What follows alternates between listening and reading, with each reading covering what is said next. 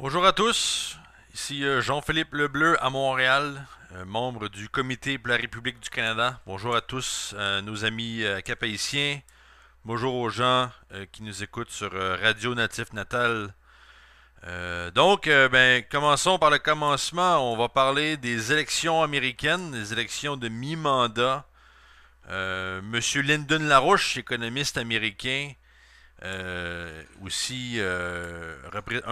fait, faisant partie du Parti démocrate, avait expliqué déjà de ça déjà plusieurs mois, que l'appui à Barack Obama aux États-Unis est un appui superficiel, fictif, non existant.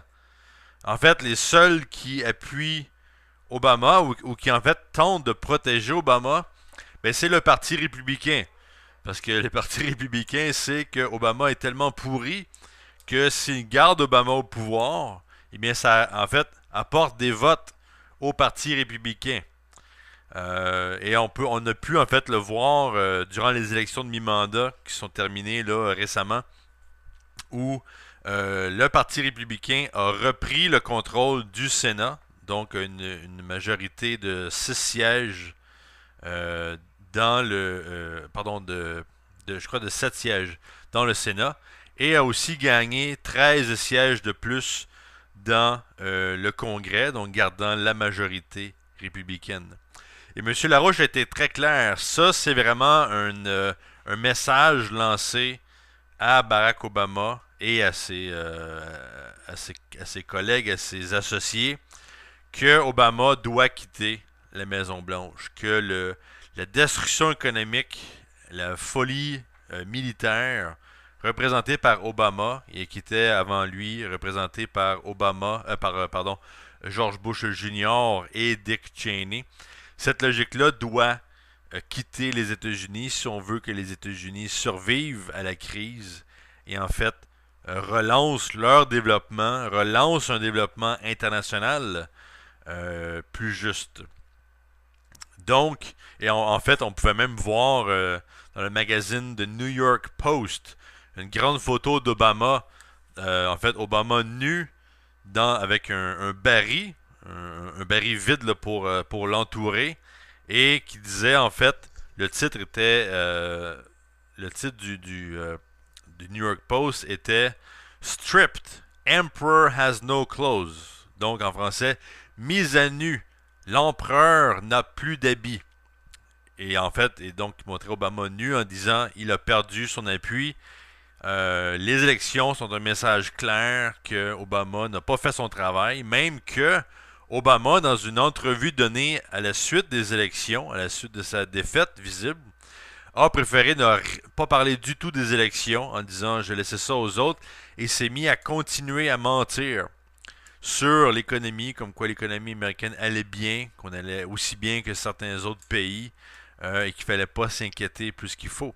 Donc vraiment, Obama ne réagit pas à la réalité qui est que Obama a perdu son leadership.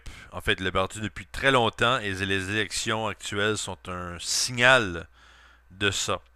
Et en fait, mais il faut aussi bien comprendre que la seule raison pour laquelle les républicains n'ont pas eu plus de votes, c'est parce que le parti républicain est aussi pourri que le parti démocrate.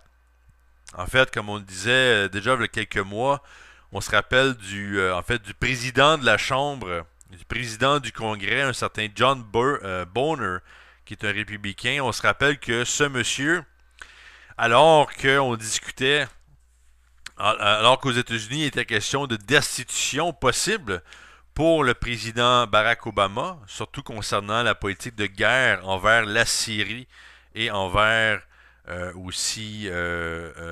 fait, sa politique générale au niveau du Proche-Orient.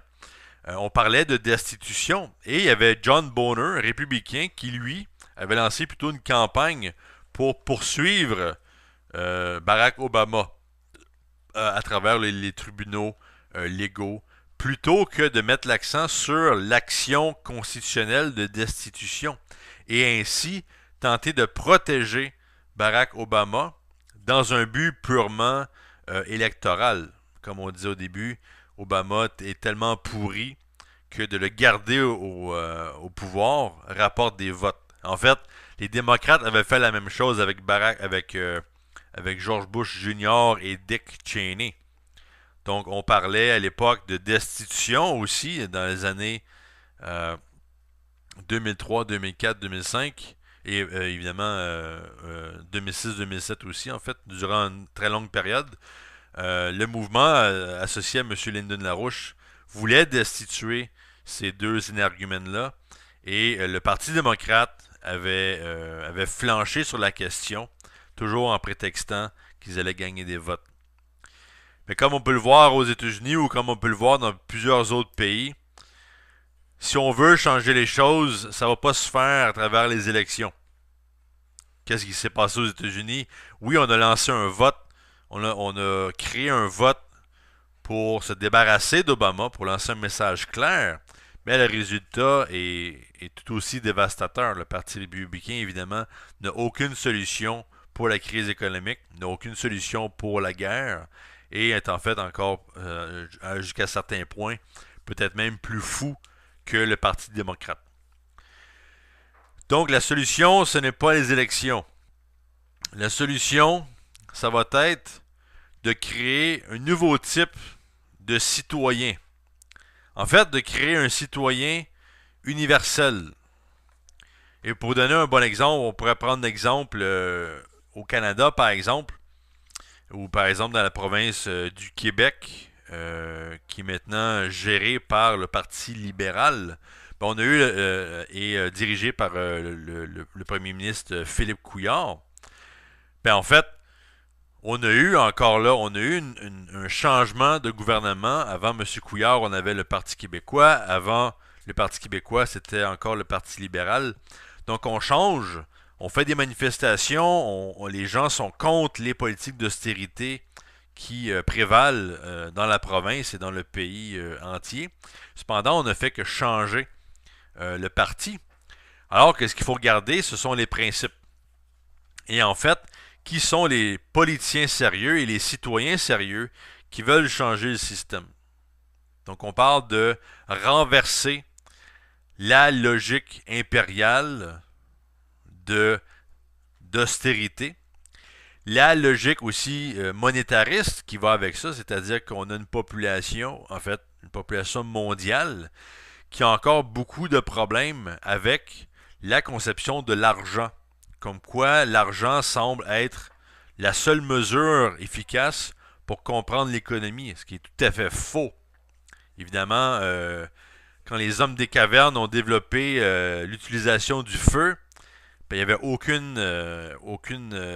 aucun billet, aucune devise, aucune monnaie utilisée à l'époque pour développer le feu. C'était l'esprit humain et les éléments naturels. Et c'était en fait une recherche scientifique, un développement scientifique visant l'amélioration de la qualité de vie des individus.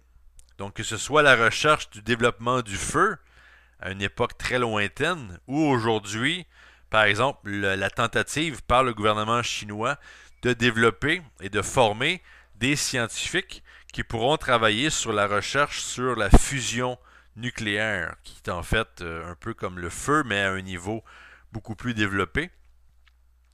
Donc c'est là qu'il faut mettre notre attention. Il faut mettre notre attention sur la créativité humaine, cette ressource ultime qui est l'esprit humain. Et dans un contexte de déclin économique, ou en fait on devrait parler plutôt de destruction économique, c'est pas simplement des problèmes budgétaires ou des problèmes avec nos infrastructures ou avec nos industries.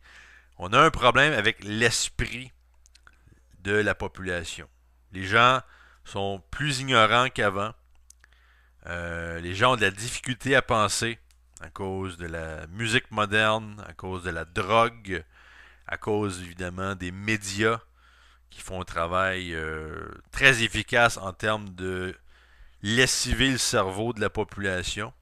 Donc, on n'arrive plus à penser de manière concrète.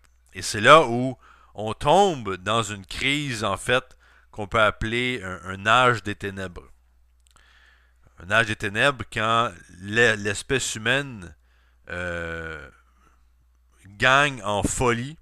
Donc la folie devient le principal condition de l'être humain. Et en fait, on perd des connaissances acquises à travers des générations, que ce soit en sciences ou dans la culture qu'on pourrait appeler une culture humaniste. L'idée même du bien commun, l'idée que les êtres humains ont cette étincelle divine, créative, qu'il faut défendre à travers les institutions gouvernementales, cette idée-là est en train de perdre son importance et les gens ne sont plus en position de défendre cette idée universelle de l'être humain. Et évidemment, il faut parler de certaines crises qu'on voit maintenant. On a parlé évidemment beaucoup de la situation avec le virus de l'Ebola en Afrique qui continue de faire des ravages. Et récemment, en fait, on a plusieurs institutions qui ont mis l'accent sur un autre problème créé par le virus d'Ebola qui est de créer des orphelins. En fait, dans les 3 nations les plus touchées en Afrique de l'Ouest, donc la Sierra Leone, la Guinée et le Libéria, on parle d'environ 4000 enfants qui ont perdu leurs parents à cause du virus de l'Ebola et qui se retrouvent seuls parce que même les proches de ces enfants-là ne veulent pas avoir ces enfants-là près d'eux à cause du risque de contamination. Évidemment, qui n'est pas nécessairement véridique, mais les gens ont peur. Et récemment encore, on parlait de gens qui ont dû quitter les camps de quarantaine parce que la nourriture n'était pas accessible. Les gens meurent de faim, les gens veulent survivre, donc ils quittent. Donc c'est vrai, ils quittent le camp. Donc c'est vraiment une situation désespérée dans cette région-là. Et évidemment, comme on disait, sans une politique internationale d'intervention contre ce virus, bien rien ne pourra être fait. Il faut non seulement protéger les nations qui ne sont pas encore touchées, mais ce n'est pas suffisant. Il faut aller au cœur du problème pour détruire le virus, développer un vaccin et créer des conditions hygiéniques supérieures à ce qui est maintenant en application autant en Afrique qu'ici. Et contrairement, par exemple, au Canada, le Canada qui, en fait, avait le beau jeu parce qu'on a envoyé plusieurs centaines de doses de vaccins à l'Organisation mondiale de la santé, un vaccin qui, on pense, peut fonctionner. Encore là, il n'y a rien de sûr là-dessus. Mais le Canada a maintenant appliqué, en fait, a décidé de bannir d'entrée, donc d'empêcher d'entrer au Canada les gens qui proviennent de l'Afrique, surtout de l'Afrique de l'Ouest. Donc ce qu'il faut comprendre, c'est que un virus ne se limite pas aux frontières d'un pays. Mais encore là, est-ce que vraiment la solution c'est simplement de faire une espèce de surveillance dans les aéroports? Est-ce que c'est d'empêcher les gens de rentrer au pays? Ça, c'est une politique qui peut simplement mener à la paranoïa. Sans vaccin, sans des centaines de millions de doses de vaccins, rien ne pourra être effectué de manière sérieuse. Donc déjà là, on ne veut pas se retrouver comme dans une des fameuses histoires de l'écrivain américain Edgar Allan Poe, une histoire intitulée je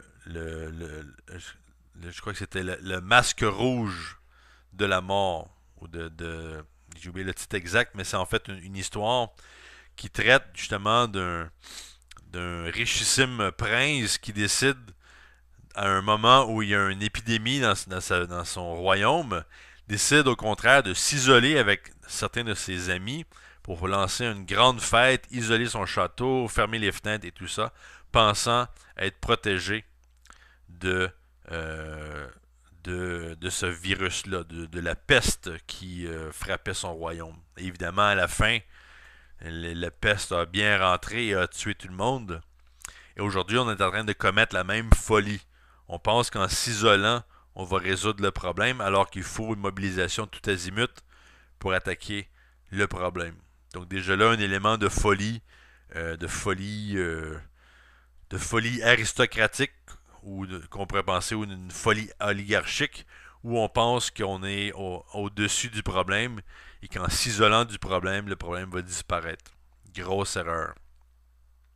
Et je pense qu'il faut aussi parler, évidemment, récemment dans les médias, en fait, dans la dernière journée, on a eu une propagande très forte venant, entre autres, des médias britanniques, comme quoi le gouvernement ukrainien aurait dit que des tanks russes auraient passé la frontière ukrainienne pour entrer dans la région est du pays afin d'aider euh, afin d'aider les séparatistes pro-russes de la région.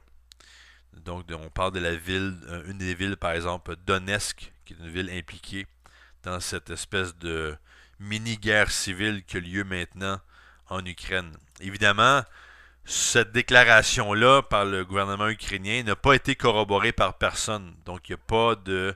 On n'a pas pu dire si c'est vrai ou pas. Et les médias généraux s'en foutent. Ils continuent à parler de ça et en fait de faire beaucoup de propagande là-dessus. Parce qu'évidemment, si c'est le cas, ça pourrait être en fait l'étincelle qui déclenche le feu d'une guerre, non pas d'une guerre de l'Ukraine contre la Russie, mais de l'OTAN contre la Russie. Ce qui veut dire en fait une guerre généralisée de type nucléaire. Donc la propagande est à son plus haut, même que déjà maintenant le gouvernement ukrainien a commencé à mener des patrouilles pour vérifier les passeports des gens de la région de l'Est qui veulent passer à l'Ouest. Et les gens demandent, en fait, la sécurité nationale demande un visa, un passeport en règle. Donc déjà, on isole la région de l'Est. Et sachant que le gouvernement ukrainien maintenant est un gouvernement ultralibéral et aussi qui contient des factions reconnues comme étant d'extrême droite, donc on peut s'attendre en fait à ce que les conditions de vie dans l'Est chutent encore plus à cause de politiques justement pour écraser la population de l'Est et utiliser ce conflit pour générer un conflit avec la Russie. Et de plus, on a même la Pologne qui récemment avait envoyé des troupes sur la frontière polonaise-russe au cas où il y aurait une intervention russe. Mais en fait, ce que la Pologne a fait, c'est de provoquer la Russie. Et évidemment, la Pologne est un pays avec c'est pas une superpuissance, donc évidemment, il y a eu beaucoup de pression faite par l'OTAN, par les États-Unis, l'Angleterre, pour que la Pologne fasse cet acte. Donc on cherche une provocation. Donc c'est un peu comme le la personne qui va en vacances dans le bois, elle se retrouve devant un ours, devant un grizzly, et va tenter d'éloigner le grizzly en lui donnant des coups de bâton dans les jambes. Évidemment, le grizzly ne va pas aimer ça et risque de rétalier. Donc vraiment une politique de provocation qui risque d'enclencher un conflit nucléaire. Donc encore là un autre exemple de folie à laquelle on a affaire. Et le troisième exemple dont il faut parler évidemment, c'est l'économie. Récemment, la Banque centrale européenne avait émis ce qu'on appelle en anglais un stress test. Donc un test de stress. Donc quel stress? Bon, le stress des banques. Donc est-ce que les banques sont viables? Est-ce que les banques ont des actifs pour appuyer leurs actions? Et évidemment, bon, le rapport qui a été émis est un rapport vraiment, comme on dit ici au Québec, broche à foin. Donc il y avait très peu de. C'est un rapport très mal fait dans lequel on n'a même pas compté les produits dérivés de ces banques-là. C'est vraiment en fait, une action faite très rapidement qui visait simplement à rassurer le monde de la finance que les banques européennes allaient bien. En fait, ce qui est faux. Tout à fait faux. Et la preuve qu'on a de ça, c'est que, en fait, une des récentes actions du gouvernement japonais a été de lancer une nouvelle campagne d'impression d'argent. Donc, pour situer notre audience, nos auditeurs, il faut comprendre que le Japon, depuis les années 90, a effectué plusieurs impressions monétaires, donc une injection d'argent où on a offert à la communauté internationale dans la finance, on leur a offert des yens japonais avec un très très faible taux d'intérêt, frôlant le 0%. Et dans certains cas, en fait, 0%. Donc, imaginez la situation. Le Japon imprime de l'argent et invite la communauté internationale à acheter cet argent japonais. Donc, vous êtes un investisseur américain, vous allez vous chercher, par exemple, l'équivalent de 1 million de dollars d'argent japonais à 0%. Donc, c'est assez tentant. Et vous prenez cet argent-là, votre million, par exemple, admettons que c'est 1 million de yens japonais, vous prenez ça, vous allez l'investir dans un pays qui va vous offrir, par exemple comme le Brésil, qui va vous offrir entre 10 et 11% de retour. Et là, vous faites de l'argent sans rien faire. Vous avez simplement injecté de l'argent dans un système financier pour le garder en vie et vous récoltez de l'argent très rapidement sans avoir rien fait du tout. Et le Japon maintenant a injecté une somme incroyable équivalent à 17% du PIB japonais. Donc j'ai pas le chiffre exact, mais c'est un chiffre énorme. Et ce que M. Larouche disait là-dessus, c'est que en fait le Japon admet, avec cette politique-là, admet que l'économie japonaise est complètement détruite et tente par tous les moyens possibles de sauver son économie, mais que en fait le Japon sert d'outil pour sauver un système financier ou pour donner l'illusion d'un système financier en santé. Et vous pouvez être sûr que cet argent japonais va rapidement se retrouver dans les banques européennes pour tenter justement de sauver ces banques-là de la catastrophe. Et ça, est-ce que c'est une politique de folie? Oui, une folie meurtrière. Une folie, des pires folies qu'on a pu voir de toutes les bulles spéculatives dans l'histoire de l'humanité. Ce que le Japon vient de faire, c'est vraiment une politique désastreuse que certains médias ont qualifié de morphine inflationniste. Donc on injecte de l'argent dans un système mort. On essaie de donner un peu de morphine pour essayer de s'occuper de la douleur. Mais en fait, ça va absolument rien résoudre. Le système est mort. Le système doit être changé de fond en comble. Et seuls des gens fous s'accrochent à un Titanic en train de couler. Et c'est ça qu'on voit maintenant dans cette politique qu'on appelle de quantitative easing. Donc d'impression d'argent, d'injection d'argent dans un système mort. Donc, quelle est la réponse humaine à la folie? Est-ce que les êtres humains doivent apprécier cette folie-là? Doivent-ils l'analyser, etc.? Non, il faut la mettre à la poubelle. Il faut ramener les gens dans le monde réel. Et c'est exactement ce que les nations du BRICS sont en train de faire. Brésil, Russie, Inde, Chine, Afrique du Sud, Argentine, Égypte, Iran, Bolivie, la liste des pays s'allonge, Afghanistan, Pakistan, etc. Ces nations-là veulent un avenir, donc sont en train de briser avec le système financier actuel. On sait déjà que la Chine est en train de créer une nouvelle banque de développement asiatique qui va avoir une somme de départ de 100 milliards de dollars pour être donné justement dans des projets de développement économique avec un taux d'intérêt faible, entre 2 et 4 pour en fait mettre l'argent au service de l'homme et permettre à l'homme de développer ses connaissances scientifiques et évidemment protéger aussi les avancements culturels faits, comme on disait au début, quand on parle de protéger l'idée du bien commun, de l'intérêt général, de protéger l'idée de la créativité humaine, évidemment, ça prend une base physique.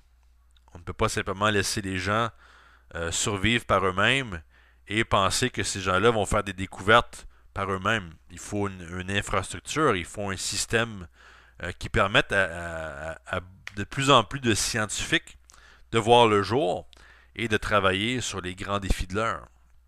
La fusion nucléaire étant le vrai défi pour l'avenir.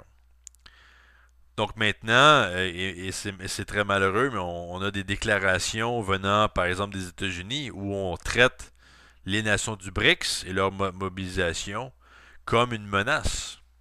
On voit ça comme une menace au système américain, ce qui est tout à fait faux. En fait, les nations du BRICS sont en train de représenter maintenant le meilleur de la Constitution américaine, cette idée de défendre la population contre l'impérialisme actuel. Et aussi, en fait, les Américains restent très silencieux concernant les décisions prises par le BRIC, même que prochainement, on va avoir des rencontres entre l'Asie, en fait, le groupe qu'on appelle de l'APEC, l'APEC, qui est un groupe des nations autour de l'océan Pacifique, donc États-Unis, Australie, Chine, etc., qui vont se rencontrer bientôt et encore, on peine à avoir des déclarations des États-Unis concernant le BRICS. Ce qui est très dommage et très suicidaire. Il faut être clair là-dessus.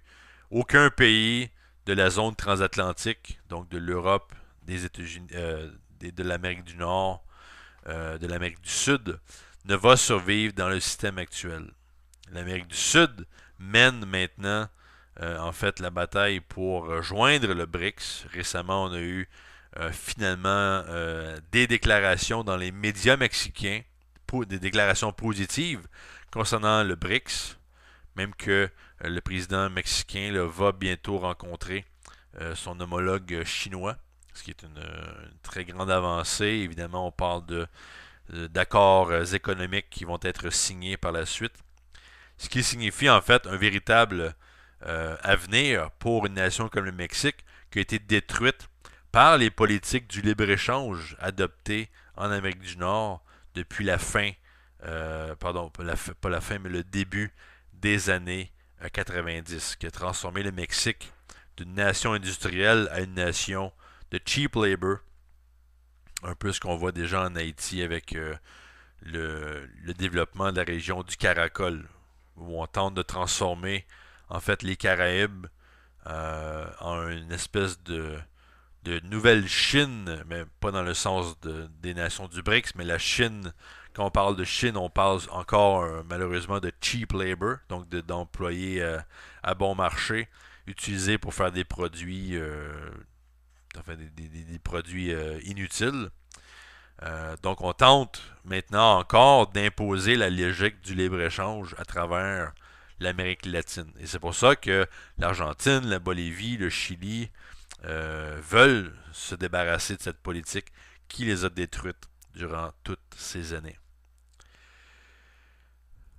Donc, voici en gros ce que je voulais communiquer à mes amis haïtiens. Soyez à l'écoute de notre émission. On va avoir aussi d'autres capsules qu'on va faire jouer à l'émission. C'est un plaisir de discuter avec vous. Si vous avez des questions, vous pouvez communiquer par téléphone, par texte, à mon téléphone personnel, donc le 514-571-4137, et mon ami aussi Charles Luxon au 509-3850-6962. Mon courriel, jplebleu, Donc, JPLEBLEU en commercial yahoo.ca. Communiquez avec nous. On est très actifs. Il faut que la vérité sorte. Il faut aussi faire passer les pays à un nouveau système de développement économique pour leur avenir. Donc, communiquez avec nous et restez à l'écoute de la radio Natif Natal 89.7. Bonjour. Pardon, George Bush Jr. et Dick Cheney. Cette logique-là doit quitter les États-Unis si on veut que les États-Unis survivent à la crise et en fait relancent leur développement, relancent un développement international plus juste.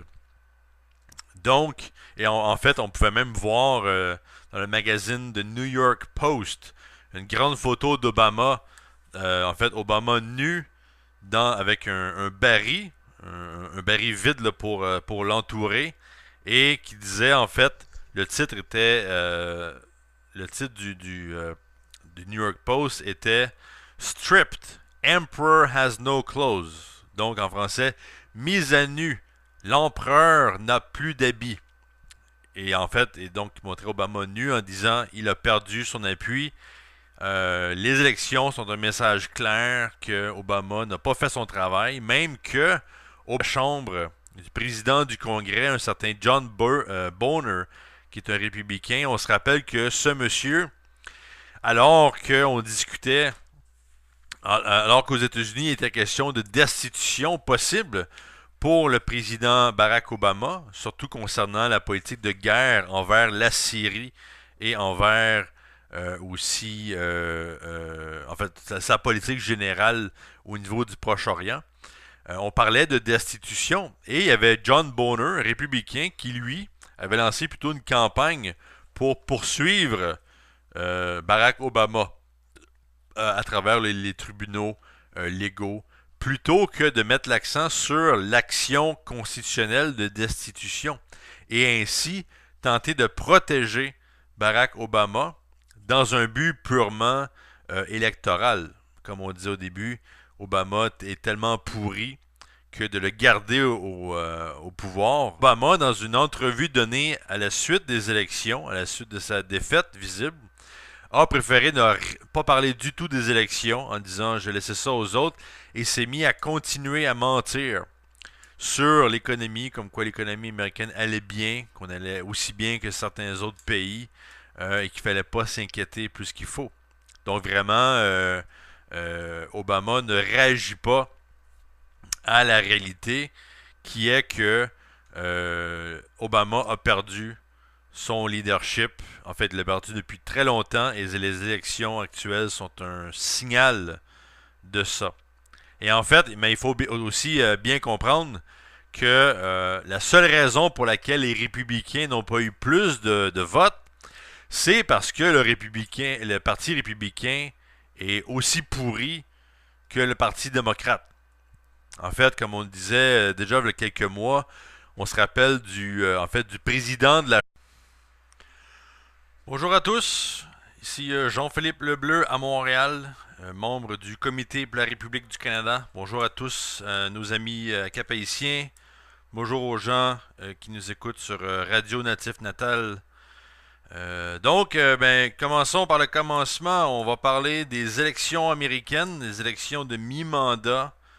Monsieur Lyndon LaRouche, économiste américain, aussi en fait, faisant partie du Parti démocrate, avait expliqué déjà de ça plusieurs mois que l'appui à Barack Obama aux États-Unis est un appui superficiel, fictif, non existant. En fait, les seuls qui appuient Obama ou qui en fait tentent de protéger Obama, c'est le Parti républicain. Parce que le Parti républicain sait que Obama est tellement pourri que s'il garde Obama au pouvoir, eh bien ça en fait apporte des votes au Parti républicain. Et on a pu en fait le voir durant les élections de mi-mandat qui sont terminées là récemment, où le Parti républicain a repris le contrôle du Sénat, donc une majorité de 6 sièges euh, dans pardon, je crois de 7 sièges dans le Sénat et a aussi gagné 13 sièges de plus dans le Congrès, donc gardant la majorité républicaine. Et M. Larouche a été très clair. Ça, c'est vraiment un message lancé à Barack Obama et à ses collègues, à ses associés, que Obama doit quitter la Maison-Blanche, que la destruction économique, la folie militaire représentée par Obama et qui était avant lui représentée par Obama